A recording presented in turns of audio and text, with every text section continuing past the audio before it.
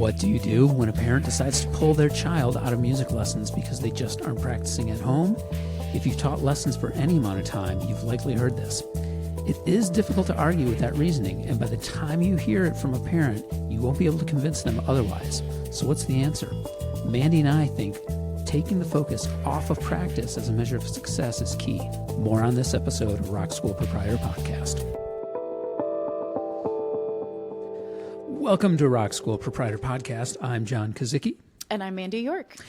Mandy, we're going to talk about why parents pull their kids out of private music lessons today. Mm-hmm. And if I asked you what you thought would be maybe the top reason or some of the most common reasons parents will pull their kids out of music lessons, what would you say? They don't practice enough. Ooh, they don't practice, right? Yeah. Which, I don't know, how do you feel about that? Well, I mean, we've talked about this in different episodes before. Practice looks different for everybody, and there's a lot of different ways to practice. I don't think that it's a reason to pull your kid out of music lessons. I think you have to look at the whole picture. It's not a reason. Is your child enjoying their music lesson? Are they listening? How much are they practicing? Mm-hmm. And then comparing that to the other activities that kids are into, right? Yeah. Think about that.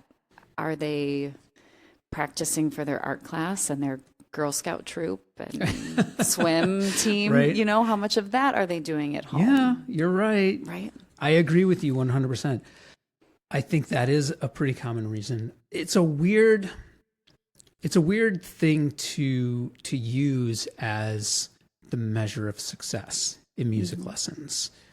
But for whatever reason, that it seems to be like so common. Like parents just assume if the kid is not practicing, well, then they don't like it, or it's like not worth it, or something. But you're absolutely right. I can't think of another activity where parents are like, oh, like you said, they weren't practicing Girl Scouts. We're done.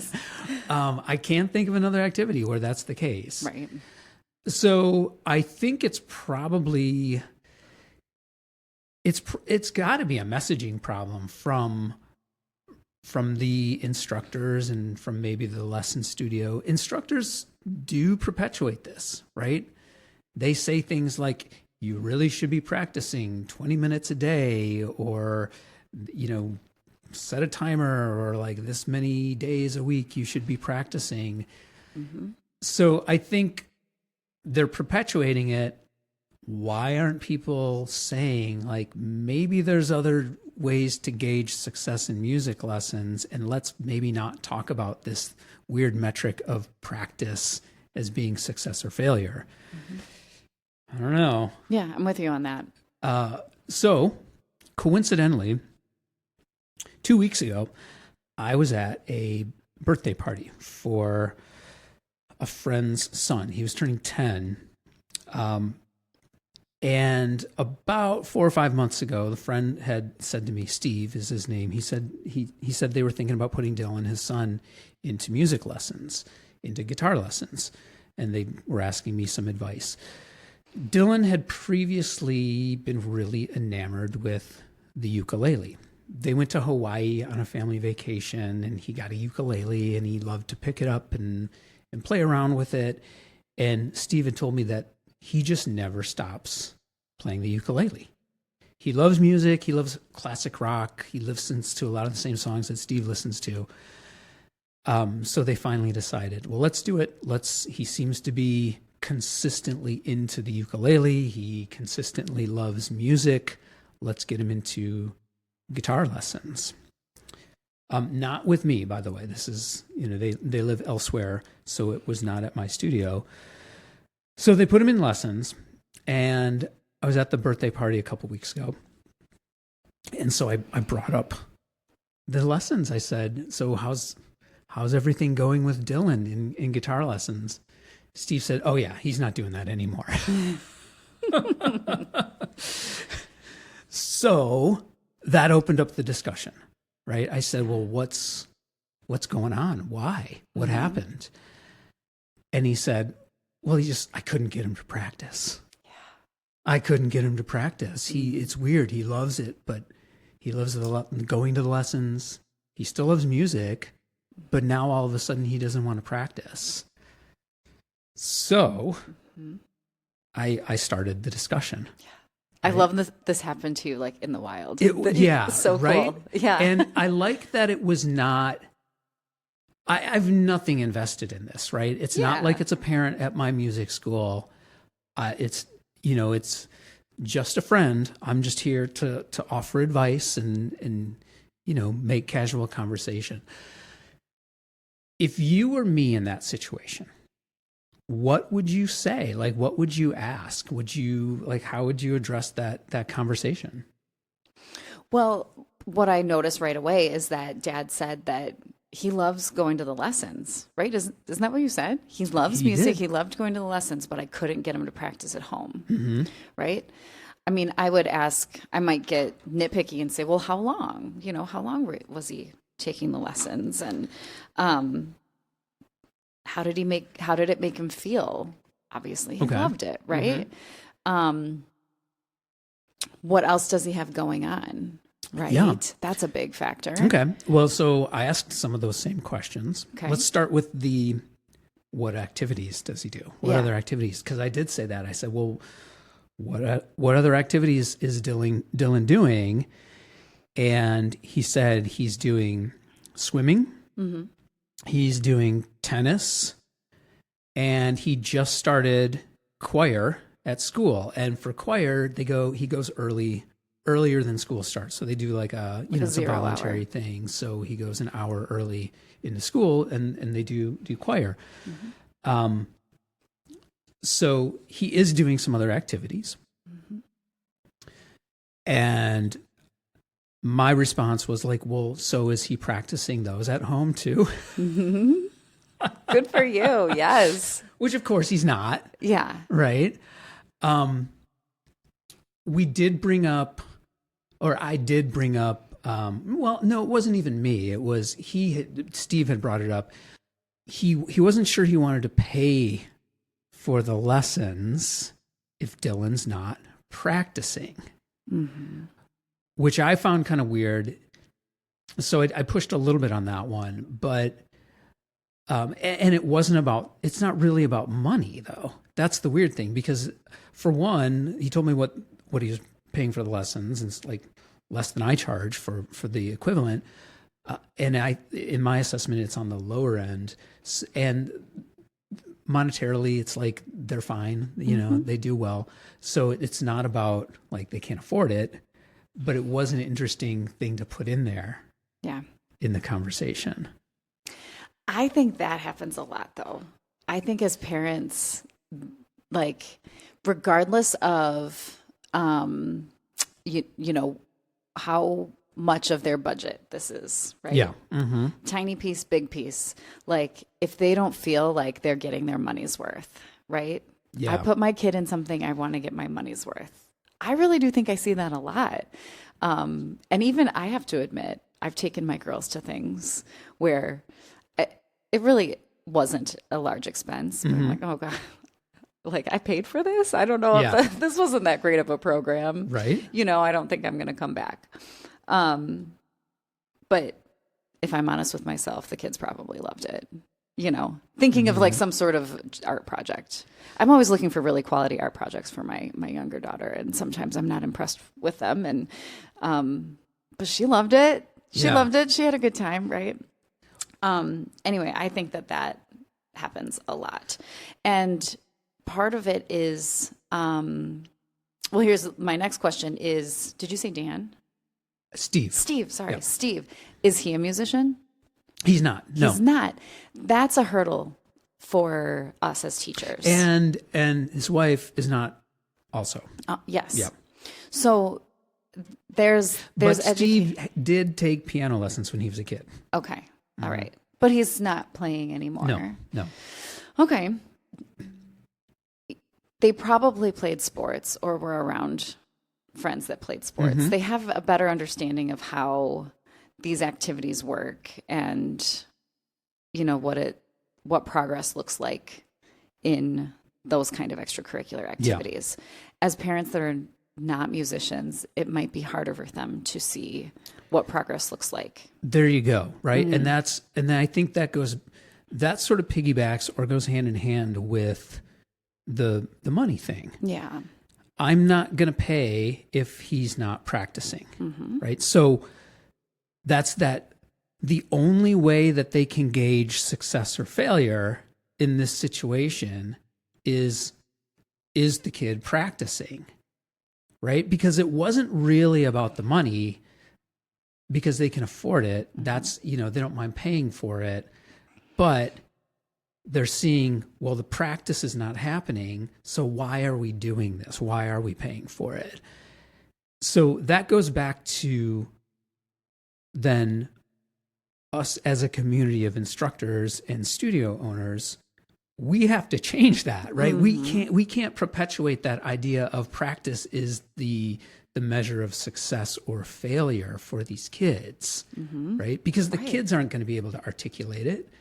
The parents are just saying like, oh, not practicing, this isn't working. It's not the outcome that I'm expecting or that I want to see, right? So I think that means we have to have those conversations and start projecting what the outcome should be.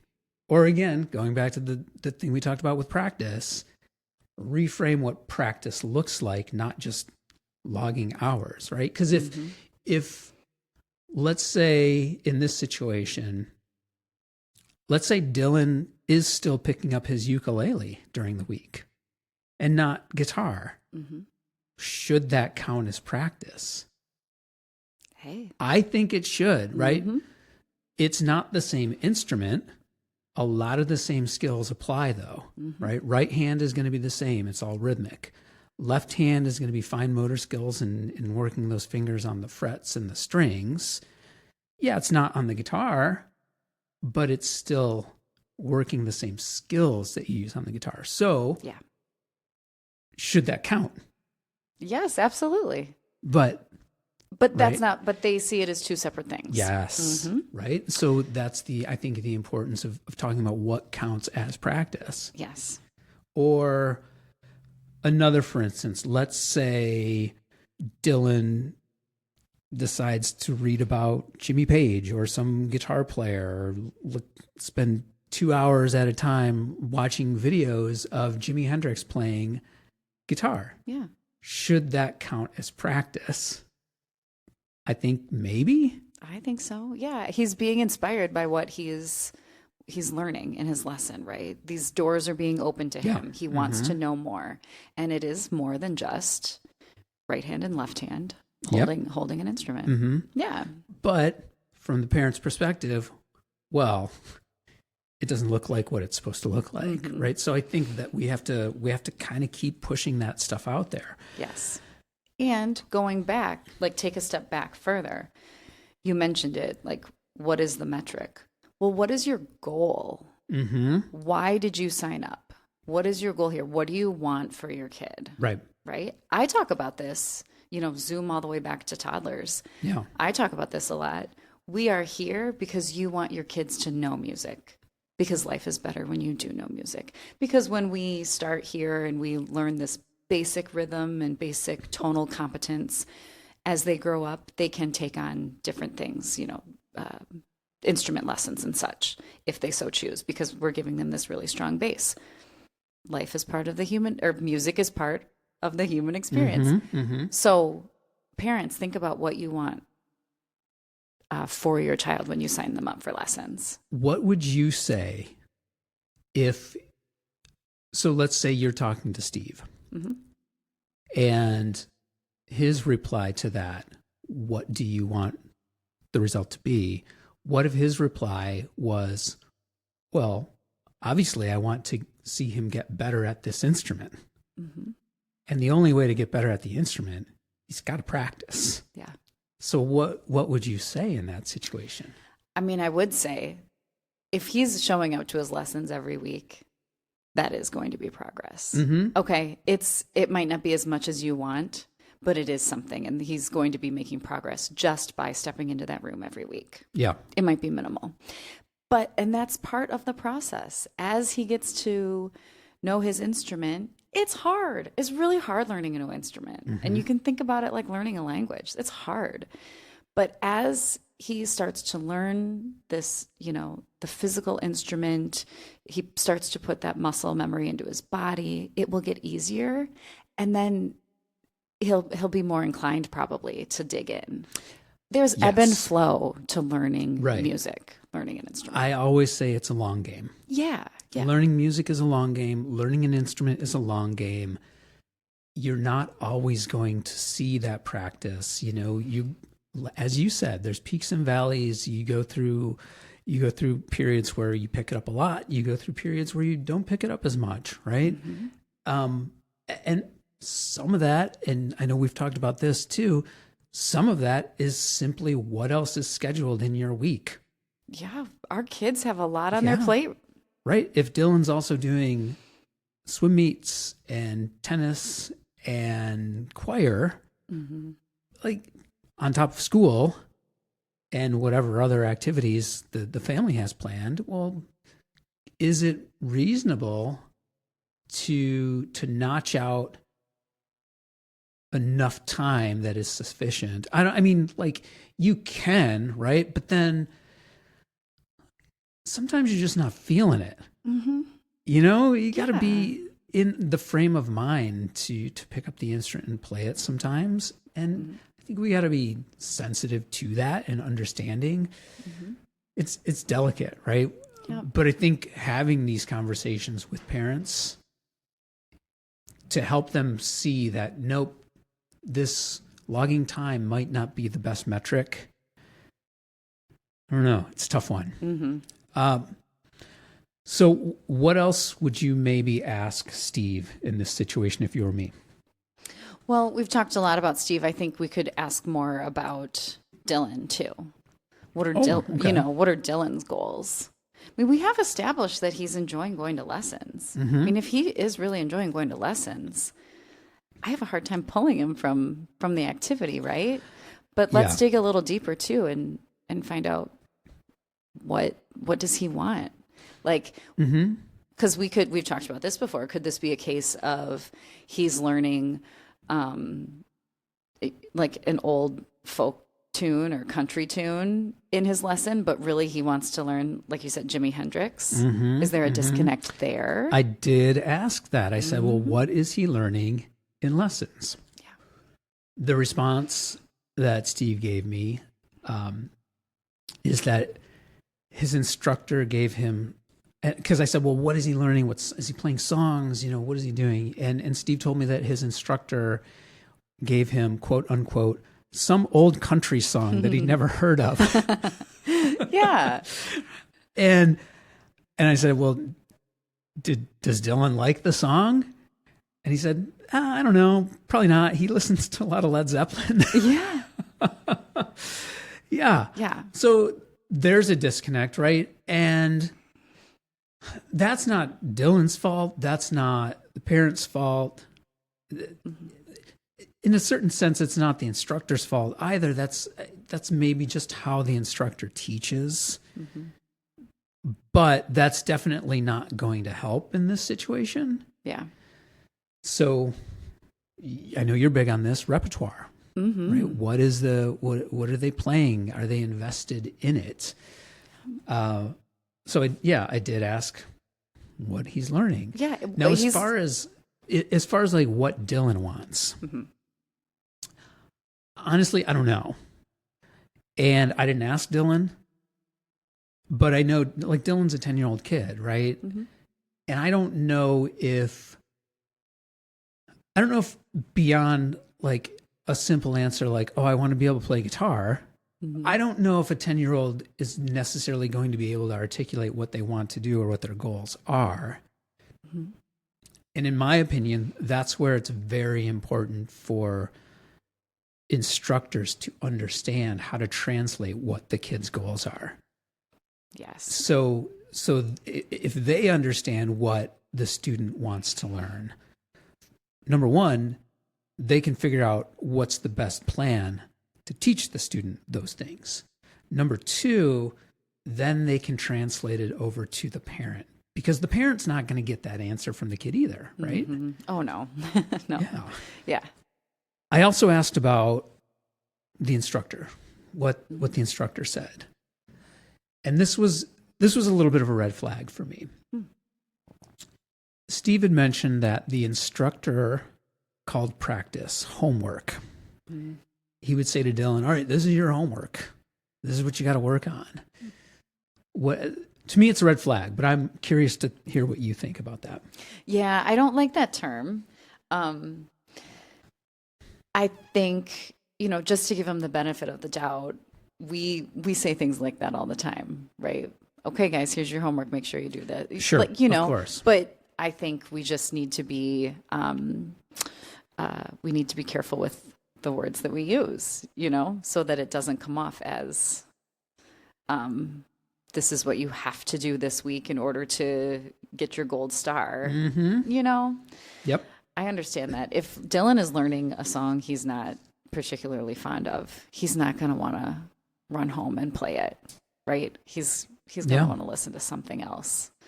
Well, homework is a weird term, but I think there are implications in the term homework.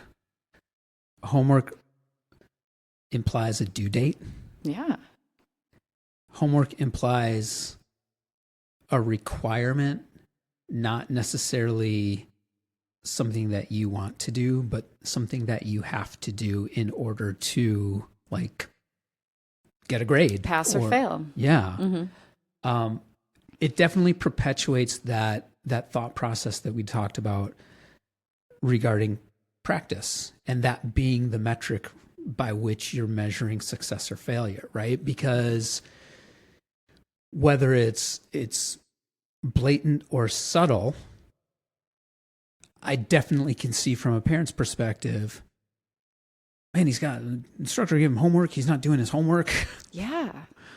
Right? Yeah. We want our kids to be doing what they're supposed to do. They said you have to do this. Yeah. And I'm not a musician. I have to take their word for it. Right. This is what you need to be doing. Yeah. Mm-hmm. What else would you have asked in that situation? Can you think of anything else that you would ask? I don't know if I have any other questions here specifically. What this makes me think of, though, is in regards to other activities, we see the art show at the end. We see the game on the weekend. We go to the tournaments, right? If you're sending Dylan in once a week and all you see at home is that he's not really practicing, I can understand for a parent doesn't know music, doesn't play. Mm-hmm. I can understand how they would feel that way. Perhaps this is why our group music groups are so important, right? Yeah. Having these concerts at the end where you can see that this is what they've been working on. Yeah. It takes the focus away from that week to week. Are they doing what they're supposed to do? Because why? Right. What are you moving towards? Exactly. What are you working toward? If there's nothing that you're working toward, well then week to week, are you doing the work? Pass, fail. Yeah. Right? Yeah. Yeah, we got to change how we talk about this stuff as instructors and studio owners. What's funny is that I didn't get to finish this conversation with Steve. No, it was birthday cake time. Yeah. For real. We were in the middle of the conversation and then boom, okay, cake time. Yeah. I would have liked to talk about it more with him. And, I don't know if I necessarily would want to convince him, because at this point it's he did say something interesting, and I do agree with it. He said that he didn't want this to be the end for Dylan. Mm-hmm. he wanted Dylan to be able to come back to this. You know, it was very important for Steve that Dylan has this balance in life where it's, you know, you've got the academics, you've got the athletics, you've got some sort of art. Yeah. And mentioning, when he mentioned the choir that Dylan is doing, in Steve's mind, that is now fulfilling the art requirement, the music requirement, right? So I think that was for him a good trade-off, right? Okay, well, he's doing choir. Maybe we don't do guitar right now. So, you know, I don't think it's the end. Hopefully it's not the end. I don't think he wants it to be the end, but what happens next, I'm not sure. Mm-hmm. What would you, anything else you could think of that would be encouraging in that situation? Yeah. I mean, just, you know, emphasizing that you're trying to grow a musician. It sounds like what you just said, it's important to him that he has this artistic outlet. Okay. So that piece is there. You're growing a musician. It does take time. And, a better word than homework can be a focus. Right now we're focusing on this. Yeah. He wants to explore this artist, this genre, right? Mm-hmm, mm-hmm. Let him, right? Right now he's enjoying a new song he learned on the ukulele. Yeah. Cool. Let him focus on that. Like, have different focuses and you know, if you have an opportunity to work in a group, that's great, because like we said, having a goal, like a performance that you're working towards, shows growth. Mm-hmm. But reminding Steve that it's a process, peaks and valleys. It's growing a musician. It takes time. Yeah. Had I had the opportunity to finish the conversation or extend the conversation, I would have pushed a little harder on, is this instructor the right fit right now? Mm-hmm. And let's talk a little bit more about why practice seems to be the metric. Those were the two that I would have sort of pushed on. Yep. Yeah. Changing the mindset. Yeah. Yeah. Well, that's so cool. Yeah, interesting. It is interesting. So we'll wrap this one up. Thank you for your thoughts, Mandy, because it was my personal experience, and I wanted to bounce it off you. Love it. All right, we'll see you next time. See ya. Mandy and I mentioned in this episode that we've spoken in detail about redefining practice in music lessons. That's on episode 4. It's called What Counts as Practice. If you want to go check that out, we break things down and kind of create 2 different categories for practice, what we call skill building practice and experience practice. Again, that's episode 4. You can go back and check that out. Also, if you haven't done so already, we'd love your help with ratings and reviews of the show on Apple Podcast and Spotify. You can do that right in both of those apps. It would really help us out, and we'd appreciate it. If you have topic suggestions or questions, please contact us at info@rockschoolproprietor.com. We'd love to hear from you and consider those topics for the show. Show notes and transcripts for this and all episodes can be found at rockschoolproprietor.com. I'm at rock.school.proprietor on Instagram. If you'd like to connect with me there, I'm also on LinkedIn as John Kozicki, as well as on Blue Sky. If you enjoy the show and gain insight from our conversation, then we count that as a win. All we ask in return is that you pay it forward. Please share the show with someone you think needs to hear it.